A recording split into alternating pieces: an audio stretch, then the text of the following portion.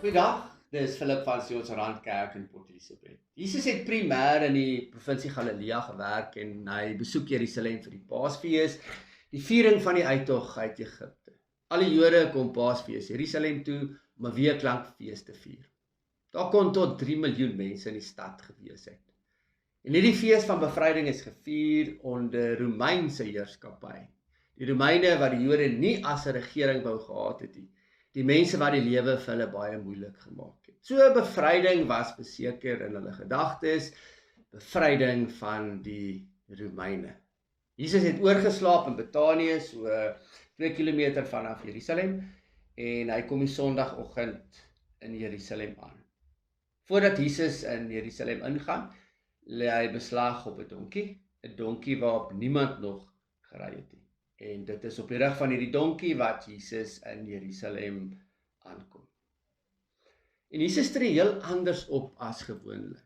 Tot nou toe het Jesus gewoonlik geloop, net soos die ander mense, en hom nie verhef bo die ander nie. Hy het nie uitgestaan nie, maar nie hierdie keer nie.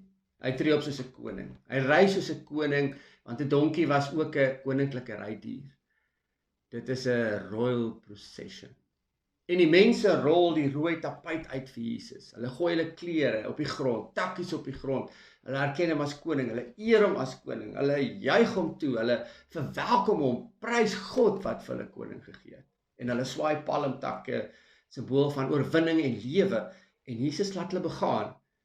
In die verlede sou Jesus hulle stil gemaak het, maar nie hierdie keer nie. Nou, waarom tree Jesus so anders op? Die einde van sy aardse bediening was naby. Dit het tyd geword om te doen waarvoor hy gekom het. Sy tydsberekening was perfek. Die hele volk gaan daar wees. Almal kon weet wie hy is en wat hy gedoen het. Die mense se opgewondenheid oor Jesus was verstaanbaar, want Jesus was 'n celebrity. Enkele dae tevore het Jesus Lazarus opgewek uit die dood. En hierdie nuus het versprei soos 'n veldbrand. Hy was die wonderwerker. En daar kon hy hulle ook help om hulle te bevry van die Romeine. En daarom roep hulle vir hom Hosanna, wat beteken red ons. Maar 'n paar dae later skreeu dieselfde mense kruisig hom. En die palmtakke word nie meer geswaai nie, maar vuiste in die lug. Hulle gooi nie meer hulle klere vir hom nie, hulle vat sy klere. En hulle verruil Jesus vir Barabbas, 'n misdadiger. En hulle draai hulle rug op Jesus. Waarom hierdie ommeswaai? Want dinge het anders gebeur as wat hulle dit wou gehad het. Jesus het geen militêre of politieke planne gehad nie.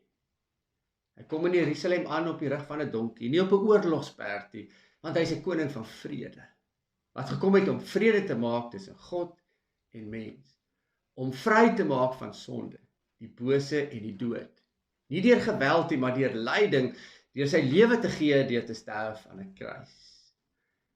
En dit het vir Jesus ook nie net om die Jode gegaan. Jesus het aan die wêreld gedink, die verlossing van elke mens op die aarde. En dit het nie vir die Jode gewerk nie. Kan dit ook met my gebeur, dat my Hosanna verander na kruisiging, dat my palmtakke verander na vuiste in die lug, dat ek skuif van Jesus na Barabbas en my rug op Jesus draai? Dit kan.